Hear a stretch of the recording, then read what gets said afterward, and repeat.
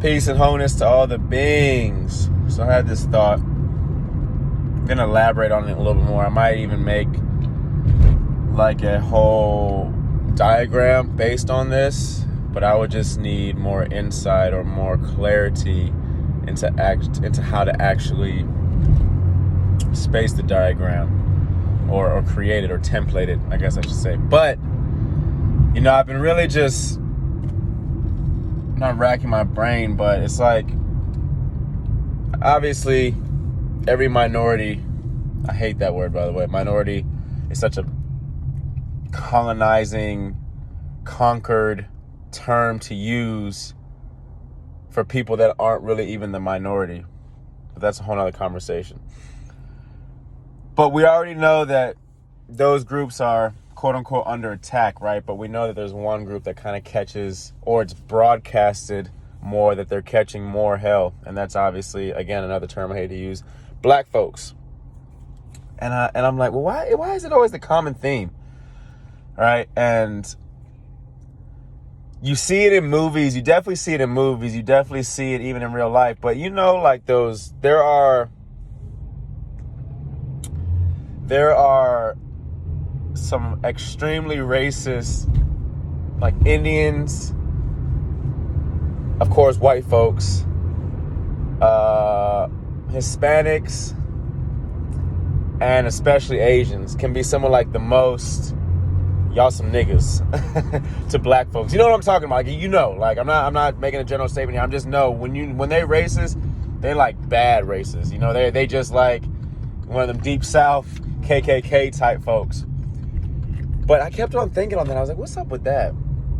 And it's because the people that are trying to wipe history and wipe lineage and wipe the truth and wipe the foundation, if they can get those newer races to think that, or those races that kind of came after to think that, they'll never give reverence, respect to the roots, or ultimately respect or reverence to their foundation. So it's like you keep on cutting down the foundation till there is none, and now we're at a point where we'll even think that white people came first or whatever it may be.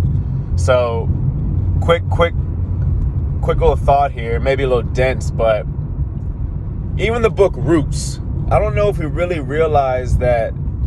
I think the title of the name of the book, Roots, kind of made people think more lineage or more this, instead of like, no, these are like the roots of the human tree.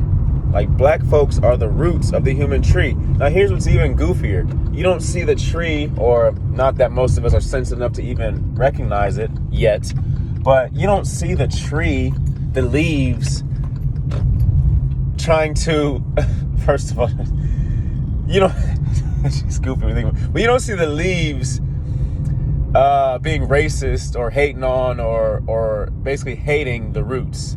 Because for one, it's the roots being dug in and all that are supplying the nutrients and everything to the leaves for the leaves to even exist. So take that tree metaphor, take this, and really just understand that every race is an expression of the same thing, but just in a different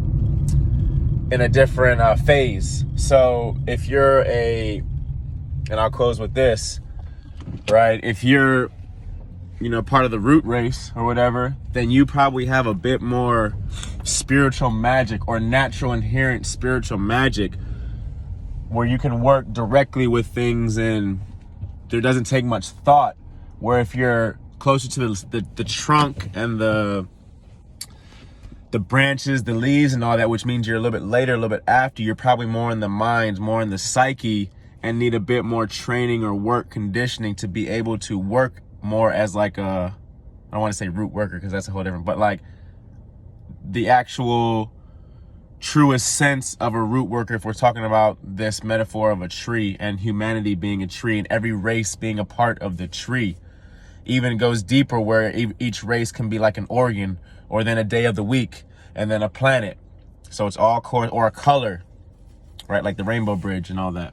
But much more, because as I've expressed, as I've shared, definitely want to come forward with a more balanced message and a more relevant relating message that not only has empirical evidence, real life, tangible evidence, but also the metaphysics and the sort of inner world data to match it. Because right now there's a lot of inner world data, but we're having a hard time really connecting to the external, the empirical, scientific side, because we're just all the way lost in the spiritual, because the spiritual can be pretty much anything. But we know it's true in the spiritual if we see it externally, but then we also know how to decode and discern it externally. Trust this makes sense. Love y'all. Give care.